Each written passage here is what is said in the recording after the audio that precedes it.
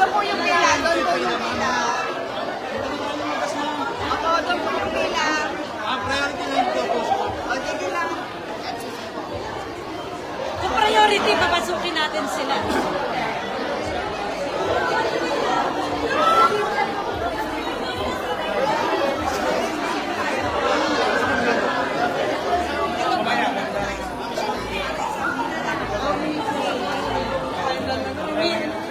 Final summer. Ayan, Chaba.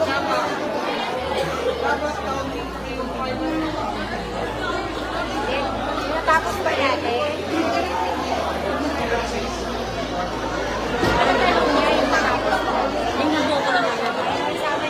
Hello ma'am, makikusap po ako.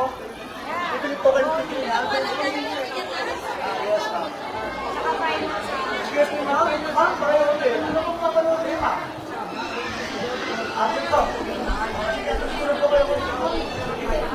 Sana tutulog po kayo.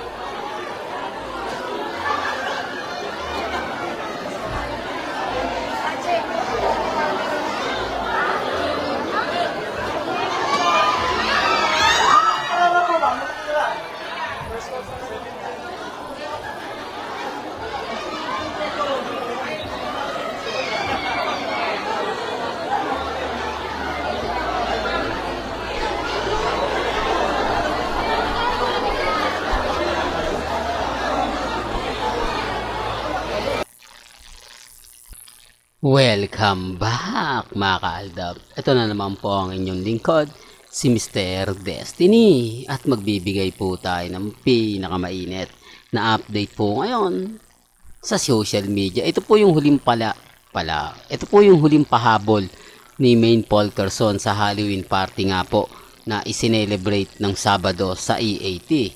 Sabi ko nga po sa inyo, dito naman po sa channel ni Mr. Destiny kapag gusto lang po nila ng update sa mga nagtatanong, Mr. Destiny, may post si Mengay sa Instagram Hindi mo ba nakita na kung saan roller coaster yung ginawa niya na pang Halloween? Di po, parang kumbaga, sa totoo lang po mga kaaldab, basag na naman po yung Armin dito. Pansin niyo po ba? Kasi kung titignan niyo mga kaaldab, si Mengay yung tipong kapag umaandar na yung roller coaster, ganun na siya di po ba? Tapos titili na siya. Di po ba? Ang problema mga kaaldab dito sa roller coaster na sinakyan nila ni Congressman Spate, di po ba bakit siya nakasimango tapos hindi mo pa masasabing si Mengay yun, no?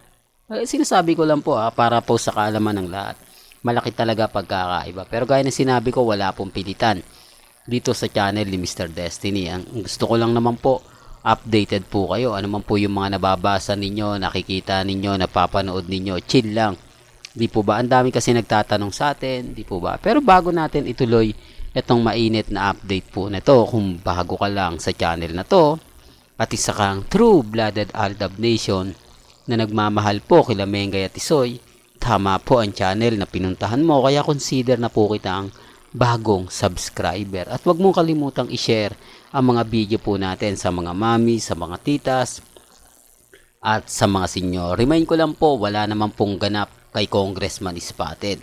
Wala naman pong update, wala naman pong magsasabi ng ganito, magsasabi ng ganon, patungkol po kay Congressman. Di po ba? Sabi ko nga po sa inyo, dito po, pag kayo dumaan, bumisita, lahat ng trending o pinag-uusapan pa lang o mga post ng mga celebrity about Aldab, Armin, Maine Fanatics, Alden Fanatics, lahat po yon ibibigay ko po sa inyo.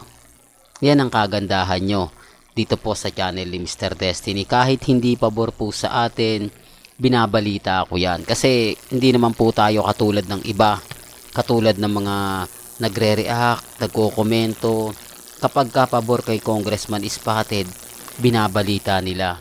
Pero kapag hindi pabor o sabihin na natin na hindi nga talaga maganda at hindi kaaya-aya, ganun po yung ginagawa nila. Di po ba? Sinasabi ko lang po ito para po sa kaalaman ng lahat. Sabi ko nga dito sa channel ni Mr. Destiny, kung ano lang po yung latest, kung ano lang po yung trending, dun lang po tayo.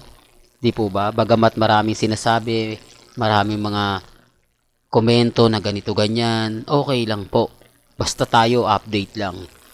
Hindi lang po nila matanggap mga kaaldab na itong si Mr. Destiny 101% updated. Ano man po yung mga nababasa, nakikita, napapanood, napapakinggan, pagdating po sa channel ko, 100 kayo. Doon po sa mga nagsasabi, nako, fake news yan. Lahat ng mga binabalita niyan, ganito ganyan, lahat ng mga sinasabi niyan, hindi totoo. Huwag po kayong maniniwala. Galit lang po sila kasi tayo nga po nagbibigay ng update. Katulad nito kay Mengay. Hindi po ba roller coaster ni Mengay, pahabol niya sa EAT dahil wala nga po siya ng Sabado. Dahil kumbaga nasa opening nga po siya, pero bakit nga po naman maaga siya umuwi? Po pwede naman po siyang tumuloy sa EAT pero hindi niya na ginawa. Yan ang pagkakaiba dati sa Eat Bulaga ng mga panahon na kahit sabihin natin na busy si Mengay, talagang humahabol siya. Di po ba minsan nagugulat na nga lang tayo eh. Di po ba na naandun si Mengay? May mga kanya-kanya tayong pananaw sa mga nagsasabi ng fake news ako, sa mga nagsasabi ng ganito, ganyan, okay lang. Ang importante lang naman po mga kaaldab, maibigay ko sa inyo, malaman po ninyo yung mga ganitong bagay. Although hindi ko na to binalita nung Sabado at nung Linggo. Di po ba? Kasi wala namang ganap eh. Yung iba nagtatanong, meron.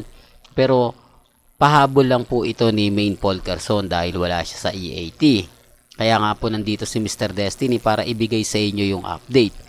Sa mga nagtatanong kung ano na nga po ba ang latest, sa ngayon wala pang latest, di po ba? Ngayon yung pelikula nila Alden Richards at ni Sharon Cuneta, ito ngayon yung pinag-uusapan. Sila ngayon ang talagang masasabi natin na inaabangan. Po ba? Ako, masaya po ako dahil tuloy-tuloy po yung pagtakbo ng karir ni Alden.